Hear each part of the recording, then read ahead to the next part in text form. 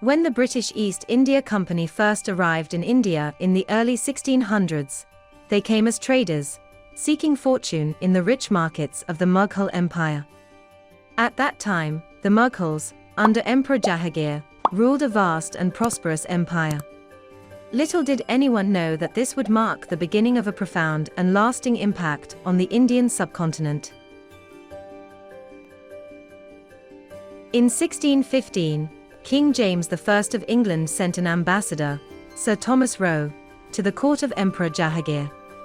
Roe's mission was simple but ambitious: to secure trading rights for the British East India Company. Jahangir, interested in fostering relations with distant lands, granted the company permission to establish trade posts across the empire. This was the beginning of what seemed like a mutually beneficial relationship.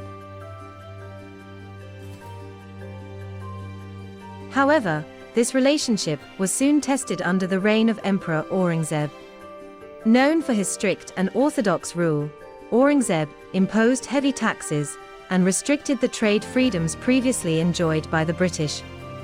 The company's frustration grew as conflicts over trade escalated, eventually leading to skirmishes such as the Battle of Swali in 1612. The British, realizing the need to protect their interests, began to bolster their military presence in India. As tensions simmered, a man named Robert Clive emerged as a key figure in the East India Company's rise to power. Clive's military genius was on full display during the Battle of Plassey in 1757, where his forces decisively defeated the Nawab of Bengal, Siraj-ud-Daula. This victory marked the beginning of British dominance in Bengal, and Clive's subsequent campaigns laid the foundation for the company's control over vast swathes of India. To further solidify their control, the British introduced several policies, the most infamous being the doctrine of lapse. Introduced by Lord Dalhousie, this policy allowed the British to annex any princely state where the ruler died without a direct heir. States like Satara, Jhansi, and Nagpur fell victim to this policy, significantly expanding British territories and power. Despite their growing power, the British faced significant resistance from Indian rulers. One of the most notable was Tipu Sultan, the ruler of Mysore.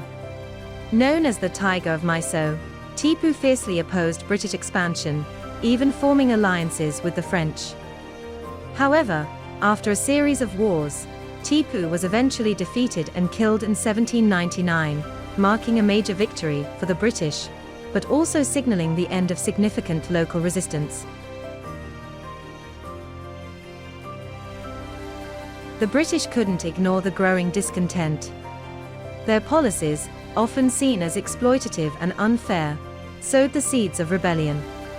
By 1857, this discontent exploded into what is now known as the Revolt of 1857, a massive uprising against British rule that would change the course of Indian history. Though the revolt was eventually suppressed, it marked the beginning of India's long and arduous struggle for independence. The arrival of the British East India Company in India began as a commercial endeavour, but quickly evolved into a story of political conquest and control. Over time, what started as trade relations with the Mughals morphed into direct rule over much of the Indian subcontinent. This period of British dominance reshaped India in ways that still resonate today, setting the stage for both colonial rule and the eventual fight for freedom.